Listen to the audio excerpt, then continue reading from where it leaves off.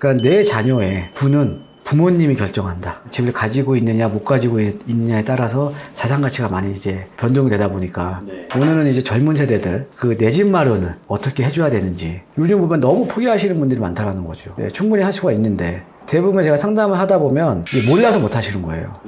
방법을 모르시는 거죠.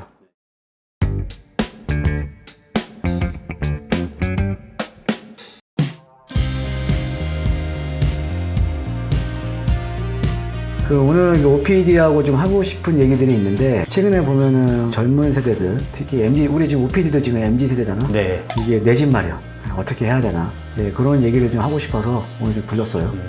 저도 그 독립을 할 때 집에서 지원 같은 걸 좀 안 받고 와가지고 서울에서 좀 혼자 살다 보니까 네, 알지. 아무래도 월급 받아가지고 집 사야겠다는 마음은 좀 포기할 수밖에 없더라고요. 이게 좀 답이 안 보이는 상황입니다.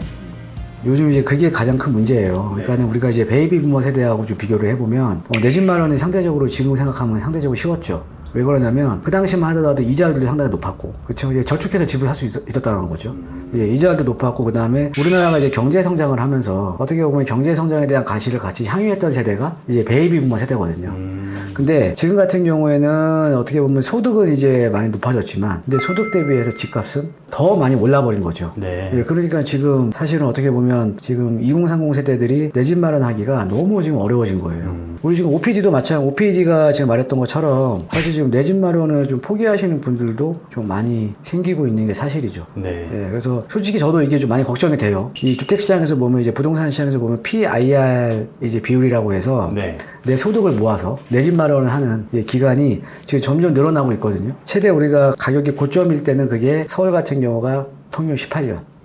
저도 얼마 전에 기사 봤는데요. 네. 이번에 내려서 16.9년이라고 하더라고요. 지금 이제 조금 떨어졌죠. 이제 가격이 떨어졌으니까. 근데 이게 숨만 쉬어서 돈 다 모았을 때 16.9. 그러니까. 그래서 이게 참 이게 내 집 마련을 하기가 점점 힘들어지고 있다라는 거죠. 네. 또 특히나 어떻게 보면 또 하나 중요한 게 뭐냐면 요즘 제가 상담을 해보면 우리가 부동산 가격이라는 거는 어떻게 보면 항상 우상향이 되거든요. 네. 특히나 서울 같은 경우는 우리가 가격이라는 게 이렇게 직선상으로 우상향 될 수는 없죠. 이렇게 이제 올라가기도 하고 떨어지기도 하고 이러면서 결론적으로는 우리가 부동산 가격은 우상향이 되는 거거든요. 네. 서울같이 모든 사람들이 살기를 원하는 지역은 그래도 심하겠죠. 그런 지역에 이제 주택은 점점 내 집 마련을 하기가 너무 좀 힘들다라는 거죠. 그래서 내가 주택을 가지고 있고 주택을 가지고 있지 않은 사람의 자산 가치가 최근에 보면 엄청나게 벌어졌잖아요. 그렇죠. 한창 때 이제 어떻게 보면 이제 무주택자 분들 같은 경우에는 상대적인 박탈감이 엄청나게 컸었죠. 1등 신랑감은 서울에 빌라 한 채 가지고 있는 사람. 빌라라도 이제 갖고 있는. 네. 예전에는 이제 뭐 직업이라든가 이런 것들을 많이 봤는데 근데 지금은 어디에 집을 갖고 있느냐. 왜? 아무리 직업이 좋아도 집을 갖고 시작하는 거랑 그렇지 않은 채 이제 내 집 마련을 하는 거랑은 틀리다는 거죠. 어떻게 보면 큰 사회 문제죠. 집값이 너무 오르면서. 네. 요즘에 그 출산율이랑도 좀 연관이 있죠, 또. 그렇죠. 네. 그래도 또 요즘 보면 이제 제가 상담을 해보면 오늘 제가 왜 이렇게 오늘 좀 영상을 준비를 했냐면은 요즘 이제 자녀분 때문에 오시는 분이 상당히 많아요. 이게 투자를 하는 시기에 따라서 나중에 또 자산 가치가 많이 틀려지거든요. 그러니까는 이렇게 적극적으로 이렇게 해주시는 분들 좀 이제 사회생활 할 때도 좀 빨리 내 자산을 축적을 할 수가 있겠죠. 그렇죠. 그래서 요즘 이제 이런 말을 많이 하는데 그러니까 내 자녀의 부는 부모님이 결정한다. 집을 가지고 있느냐 못 가지고 있느냐에 따라서 자산 가치가 많이 이제 변동이 되다 보니까 그래서 오늘은 이제 젊은 세대들 그 내 집 마련을 어떻게 해줘야 되는지 요즘 보면 너무 포기하시는 분들이 많다라는 거죠. 충분히 할 수가 있는데 대부분 제가 상담을 하다 보면 몰라서 못 하시는 거예요.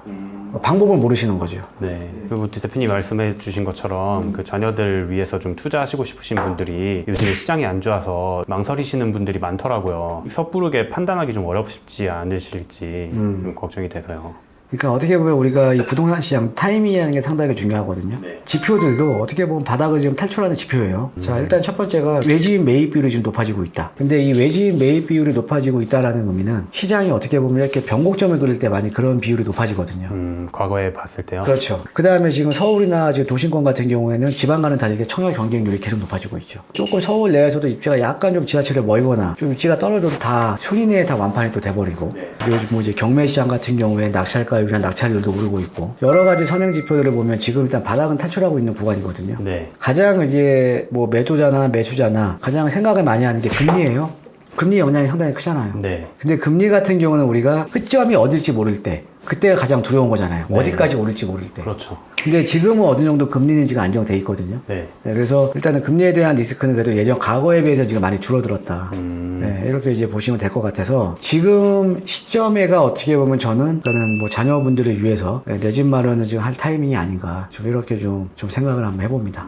대표님 그러면 저나 이제 저랑 비슷한 정도 경제 상황이 있으신 분들은 아무래도 서울에 집을 사기가 좀 힘들 것 같은데 어렵죠. 지방에 작은 빌라라도 좀 하나 매입을 해놔야 할까요? 근데 그건 또 아니에요. 금액이 적으니까 그렇게 생각하시는 거 아니에요. 그죠? 네. 금액이 내가 가지고 있는 여유자금이 적으니까 들어가서 살 수 있는 집이 살 수 있는 집, 그냥 내 집 마련. 근데 사실은 뭐 지방에 있는 빌라라도 뭐 호재가 있는 지역은 괜찮겠죠. 근데 전체적으로 보면은 우리가 이제 주택 가격이 떨어질 요인들도 많아요. 네, 지금 인구 줄어들고 있잖아요. 그 얘기 많이들 하죠. 네. 그렇죠. 인구 줄어들면 당연히 주택 구매 수요가 줄어드는 거죠. 그럼에도 불구하고 지금 서울이 인구 줄어들고 있잖아요. 네. 근데 가격이 올랐죠. 예, 근데 그게 왜 그러냐면 이제 가구 수가 분화되는 거죠. 가구 수가 분화되고 점점 도심 집중이, 그러니까는 계속 이제 정부에서나 각 지자체들은 이제 국토 균형 발전이라고 하지만 그래도 어떻게 보여요? 수도권 인구는 계속 늘어나죠. 그렇죠. 예, 그러니까는 이게 수도권으로 집중될 수밖에 없는 거예요. 일본의 절차를 좀 따라가는. 일본도 마찬가지죠. 일본도 외곽에 있는 신도시들은 사람들이 많이 안 살지만 지금 뭐 도쿄라든가 이런 데는 도심으로 집중이 계속 돼버리잖아요. 네. 그렇죠. 그러니까 똑같은 거예요. 그럼 내가 가지고 있는 부동산도 어디에 갖고 계셔야 되냐면 실효성이 높은데, 실효성이 높은 데가 어디냐? 바로 주택 공급은 적고 모든 사람들이 들어오기 원하는 서울이나 수도권 지역이라는 거죠. 도심권. 그러니까는 이런 거죠. 지난 4년 동안 가격이 폭등을 했잖아요. 네. 근데 앞으로 그런 폭등장은 이제 힘들어요. 최소한 내 자산 가치가 올라갈 수 있는 지역, 그런 지역은 수도권이나 서울이라는 거죠. 예. 경제가 안 좋을수록 투자자 입장에서는 내가 상대적으로 안전하다고 느끼는 지역으로 내 자산을 옮겨놓을 거 아닙니까? 네. 예, 그러면은 우리가 부동산 시장에는 그게 어디냐 이거죠. 그럼 내가 앞으로 이제 오피지나 우리 젊은 세대들도 앞으로 살아가면서 내 자산을 형성을 해야 되는데, 네. 그럼 당연히 좀 자산 가치가 높아질 지역에 내가 매입을 해야겠죠. 과연 근데 내 집 마련 차원에서, 그냥 실거주 차원에서 좀 가치가 떨어지는, 그러니까 가격 상승 여력이 거의 없는 지방에 그냥 이렇게 빌라를 매입하기에는 아쉽다라는 거죠. 여유자금 사실은 1억 정도 전후로 해서 아직까지 서울에 내가 일단은 뭐 전세 끼고 갭으로 이렇게 살 수 있는 지역들도 많이 있거든요. 실거주를 좀 놓고 생각하면. 실거주 놓고 그냥 실거주하고 투자를 분리하셔야죠. 네. 그러니까는 내가 사실은 젊었을 때는 좀 약간 좀 공격적으로 해야 되는 거거든요. 네. 그다음에 내가 나이가 들면 들수록 은퇴 시기가 다가올수록 이제 투자 성향을 약간 보수적으로 해야 되죠. 네. 그래서 지금은 내가 실거주하고 투자를 분리하면서 이제 시간을 투자를 해서 이 지역이 지금 재개발이 되는 지역, 나중에 신규 아파트로 내가 받을 수 있는 지역, 이런 지역이 아직 많이 남아있다라는 거죠. 실질적으로 이제 투자 사례를 한번 보면 지금 사실 뭐 용산이라는 지역 누구나 다 들어오고 싶어하는 지역이잖아요. 네. 그런데 용산 같은 지역도 불과 몇 년 전만 하더라도 몇 천만 원 투자 안 했어요. 근데 이제 이 정책 자체가 지금 재개발을 많이 활성화하다 보니까 네. 재개발 이슈와 맞물려서 그런 지역들이 지금 투자 금액이 상당히 높거든요. 지금은 뭐 몇 억 가지고는 사실 좀 어렵죠. 네. 근데 우리가 좀 빠르게 또 투자를 했다 그러면 그런 지역은 그 당시에 몇천 뭐 적게는 뭐 2, 3천 투자도 많이 있었거든요. 근데 이게 이제 자녀분들 혼자는 힘들다라는 거죠. 왜냐하면 경험이 없으니까. 네. 경험이 없었기 때문에 대부분의 그 당시에도 이제 부모님들이 좀 생각을 해서 소액으로 묻어놨던 거죠. 네. 그렇게 이제 자녀 명의로 그 당시에 해뒀던 분들은 지금은 자산 가치가 많이 올라갔죠. 그렇죠? 대표님 말씀대로 이렇게 양극화가 지속되면 그런 지역을 사놓으셨던 분들의 부가 점점 더 올라갈 테니까 아무래도 아무것도 없이 시작하시는 분들보다는 훨씬 출발선상이 틀리죠, 많이. 네. 네. 그렇다고 봐도 되겠네요. 네. 근데 꼭 이 용산 같은 지역처럼 아직은 서울에 기회가 많이 있거든요. 네. 지금 어찌됐든 서울에 꾸준하게 주택 공급을 하려면 서울은 땅이 없기 때문에 정비 사업을 할 수밖에 없어요. 그죠? 네. 그럼 언젠가는 좀 노후된 지역들, 낡은 집들이 많은 지역들은 언젠가는 개발을 할 수밖에 없다라는 거죠. 네. 그러니까 그런 지역에 내가 먼저 선점해서 좀 투자를 해놓는다는 거죠. 시간을 투자를 하는 거예요, 말 그대로. 네. 내가 자금이 적은 대신에 시간을 투자를 하는 거죠. 사실은 이게 요즘 정말 심각한 게 아까도 제가 말씀드렸지만 예전에는 어떻게 보면 지금같이 양극화가 심하지가 않았잖아요. 네. 그냥 어떻게 보면 내가 이제 만약 급지를 나누면 A급지, B급지, C급지를 나누면 C급지에 거주하다가 B급지로 넘어가고 또 B급지에 거주하다가 A급지로 이렇게 좀 이렇게 주거 사다리가 양극화가 심해지니까 이렇게 급지 간 이동이 점점 어려워지고 있는 거죠. 그러니까 사실은 지금 여유자금이 없으신 분들도 좋은 입지에 투자를 해놓으면 거기가 바로 상급지가 돼버리잖아요. 재개발이 돼버리면. 네. 그런 식으로 해서 내가 자산을 좀 늘릴 수가 있다는 거죠. 예.